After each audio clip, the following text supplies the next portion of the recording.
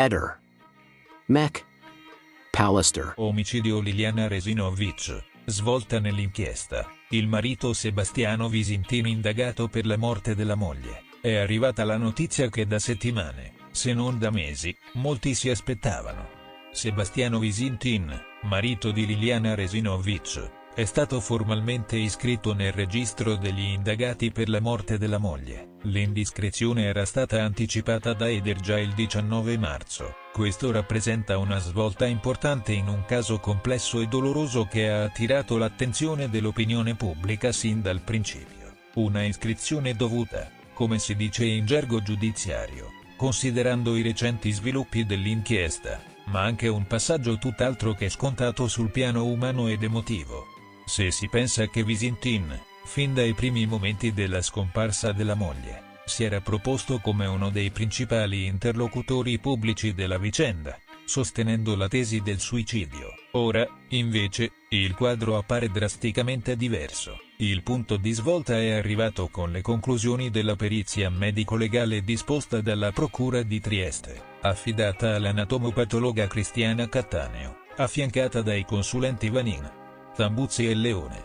Lo studio, lungo oltre 200 pagine, ha demolito definitivamente l'ipotesi, definita azzardata, di un suicidio, affermando con forza che Liliana è stata uccisa e che la sua morte risale a una precisa finestra temporale, la mattinata del 14 dicembre 2021, esattamente il giorno in cui ne era stata denunciata la scomparsa. Secondo i periti, la 63enne sarebbe morta entro 4 ore dalla colazione, che aveva fatto intorno alle 8:30 del mattino. L'ultima immagine che la ritrae viva risale alle 8:50, quando è stata ripresa da una videocamera su un autobus mentre attraversava Piazzale Gioberti, a pochi metri dalla sua abitazione. Poi il silenzio. Il corpo verrà ritrovato 3 settimane dopo, il 5 gennaio 2022, nel boschetto dell'ex ospedale psichiatrico di San Giovanni, dentro 2 sacchi neri da rifiuti solidi.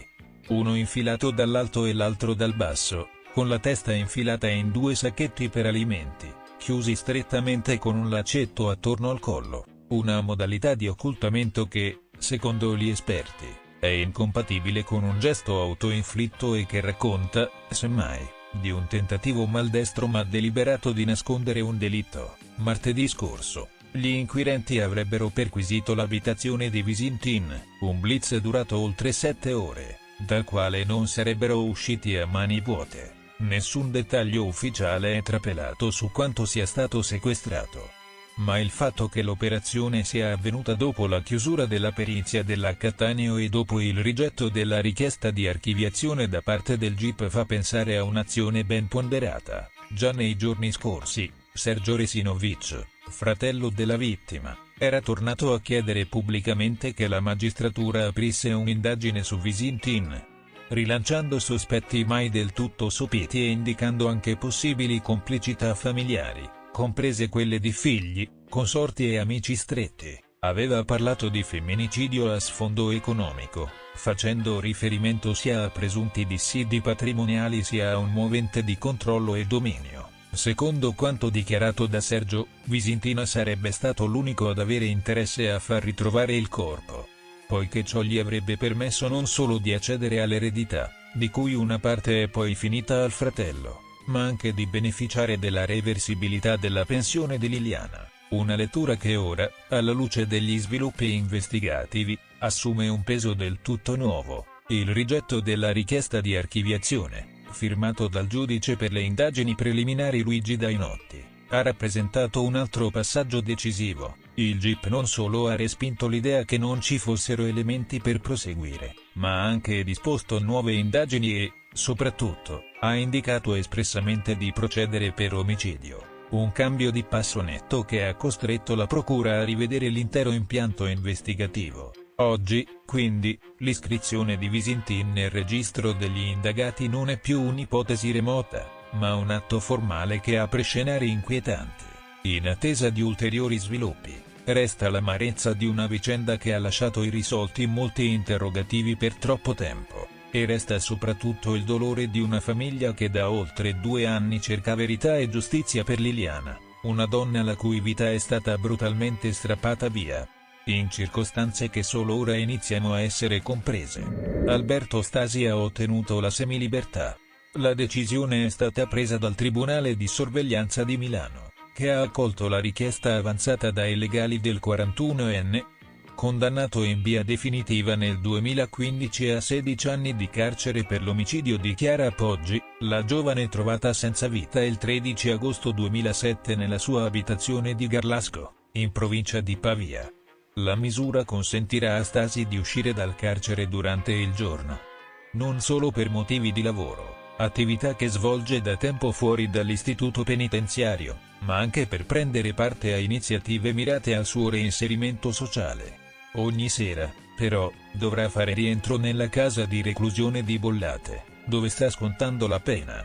Si tratta, nei fatti, di un nuovo e significativo passo verso la completa libertà, che, considerando gli sconti già maturati, potrebbe arrivare nel 2028. La notizia è arrivata nella giornata di oggi, poco dopo la diffusione del servizio da parte del telegiornale regionale. È stata Rita Preda, madre di Chiara Poggi, a confermare all'ANSA di aver appreso quanto deciso dai giudici proprio grazie al TG. Come già accaduto in passato in occasione di sviluppi giudiziari legati al caso, la famiglia Poggi si prepara all'inevitabile assedio mediatico. Nonostante la stanchezza emotiva, la signora Preda non si sottrae a un breve ma intenso commento: "L'abbiamo saputo poco fa. Proviamo solo, ancora una volta, tanta amarezza. Speriamo solo di non incontrarlo mai". La decisione del tribunale arriva a distanza di pochi giorni dall'udienza dello scorso 9 aprile, durante la quale la Procura Generale di Milano, rappresentata dalla sostituta procuratrice generale Valeria Marino, aveva chiesto il rigetto della misura.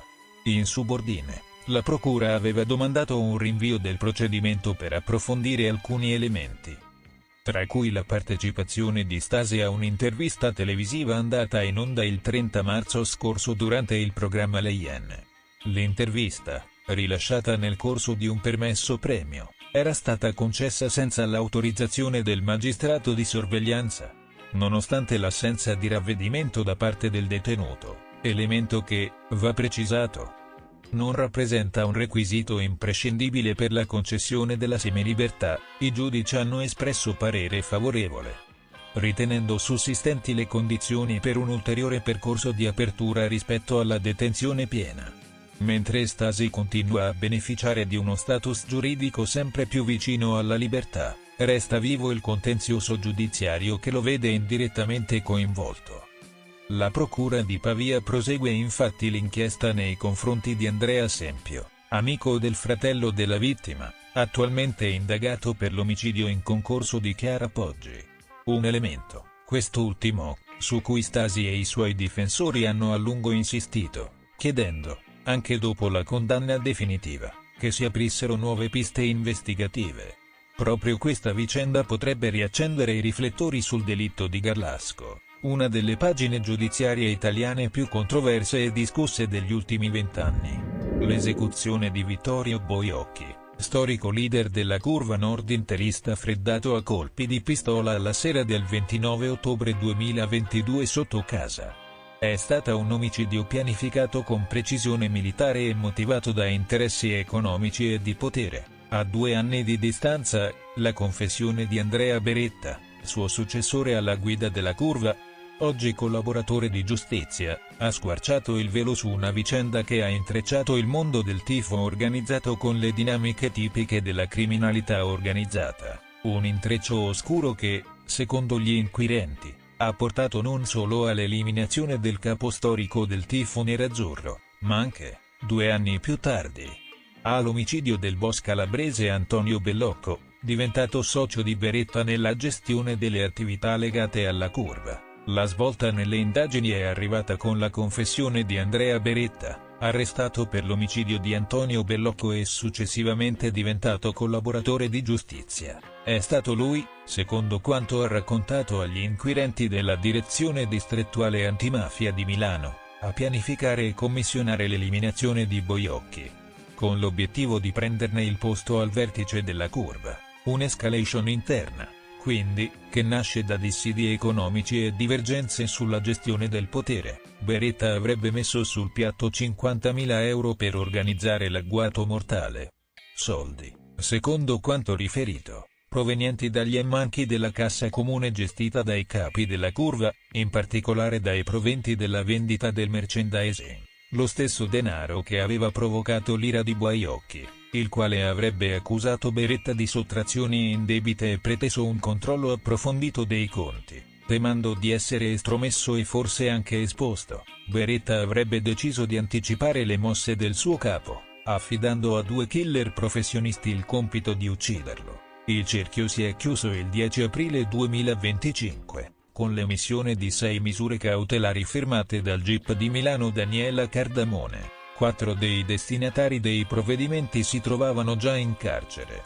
Oltre allo stesso Beretta, sono coinvolti Marco Ferdico, ex portavoce della curva, e suo padre Gianfranco, entrambi ritenuti tra gli organizzatori del delitto, e Cristian Ferraio, altro sodale del gruppo. Le altre 2 ordinanze hanno invece colpito gli esecutori materiali dell'agguato. Il primo è Pietro Andrea Simoncini, 41 anni, originario di Vibo Valentia, arrestato in Calabria. Il secondo, Daniel D'Alessandro, 29 anni, è stato individuato e catturato nella località balneare bulgara di Sveti Vlas, sul Mar Nero, dove viveva da latitante da alcuni mesi. Di lui si sa che ha un passato nelle guerre di mafia del Vibonese, la cosiddetta faida delle preserre, ed è stato reclutato proprio per la sua esperienza nel compiere omicidi con modalità militari e silenziose. L'omicidio di Baiocchi non è stato solo un regolamento di conti interno. La modalità con cui è stato compiuto, un agguato eseguito da 2 uomini in moto, armati e con il volto coperto, ha convinto i magistrati a contestare anche l'aggravante mafiosa. L'azione non era infatti solo funzionale a un ricambio di vertici. Serviva a lanciare un messaggio all'interno della curva e consolidare un nuovo assetto di potere in un ambiente in cui la linea tra tifo, affari illeciti e criminalità organizzata è da tempo molto sottile. In questa ricostruzione, un ruolo cruciale lo ha avuto Mauro Nepi, anche lui ultra dell'Inter, già in carcere da settembre nell'ambito di un'altra inchiesta sulle curve. Sarebbe stato lui, secondo Beretta, a offrirsi per risolvere il problema, fungendo da intermediario per trovare i sicari, un ruolo che gli inquirenti stanno tuttora vagliando, ma che lo pone al centro delle dinamiche che hanno portato all'eliminazione di Baiocchi. Particolarmente significativa, nella confessione di Beretta, è la netta separazione dai Bellocco. Per quanto riguarda l'omicidio Baiocchi, non c'entra niente Antonio Bellocco e la famiglia Bellocco, siamo stati noi a organizzare tutto. Una frase che svela anche i delicati equilibri tra il mondo ultra e la criminalità organizzata calabrese, ma quell'alleanza, nata dopo la morte di Baiocchi, non è durata a lungo. Proprio Beretta, infatti, ha poi ucciso anche Antonio Bellocco nel 2024, in circostanze ancora in parte coperte dal segreto investigativo. Un ulteriore passaggio di una faida che ha continuato a mietere vittime. La risposta delle istituzioni. Con questi provvedimenti riteniamo di aver accertato tutte le responsabilità relativamente ai fatti di sangue commessi nell'ambito delle curve, ha dichiarato il procuratore capo di Milano Marcello Viola durante la conferenza stampa convocata per illustrare l'operazione. Un messaggio netto, rafforzato dalle parole del questore Bruno Megale. Serviva un messaggio preciso dopo la ferita profonda che questo fenomeno aveva inferto alla città di Milano. L'inchiesta segna un punto di non ritorno. Il tifo sta cambiando, anche grazie a provvedimenti come questi. La vicenda segna uno spartiacque. Da un lato mostra la pericolosa saldatura tra tifo organizzato e criminalità, dall'altro rappresenta, secondo le autorità, un'occasione per riformare e bonificare il mondo delle curve, una bonifica che, almeno nelle intenzioni, parte dalla giustizia ma si riflette sul modo stesso di intendere il tifo, riportando, o almeno tentando di riportare, lo sport e la passione al centro di un ambiente spesso contaminato da interessi oscuri. Ilaria non ci andava nemmeno quando stavano bene, figuriamoci dopo, parla il padre della studentessa uccisa a Roma dall'ex fidanzato. Ilaria Solla, la studentessa di 19 anni uccisa a Roma, non sarebbe mai andata di sua spontanea volontà a casa dell'ex fidanzato, Mark Sampson. L'uomo che oggi si trova in carcere con l'accusa di averla uccisa, ne è certo il padre della giovane, Flamur Sula, che ha parlato con la stampa nello studio del suo avvocato, Giuseppe Sforza, a Terni, la città in cui la famiglia vive da anni. Ilaria non ci andava nemmeno quando stavano bene insieme, lo faceva quando si erano lasciati, è una cosa assurda, è inconcepibile, ha detto l'uomo con voce ferma ma carica di dolore. Per lui, non ci sono dubbi, la figlia non avrebbe mai messo piede in quell'appartamento per sua scelta, soprattutto dopo la fine della relazione con Mark, una convinzione che rafforza il sospetto che Ilaria possa essere stata attirata, ingannata o portata lì contro la sua volontà. L'incontro con i giornalisti è avvenuto in un clima teso e carico di emozioni.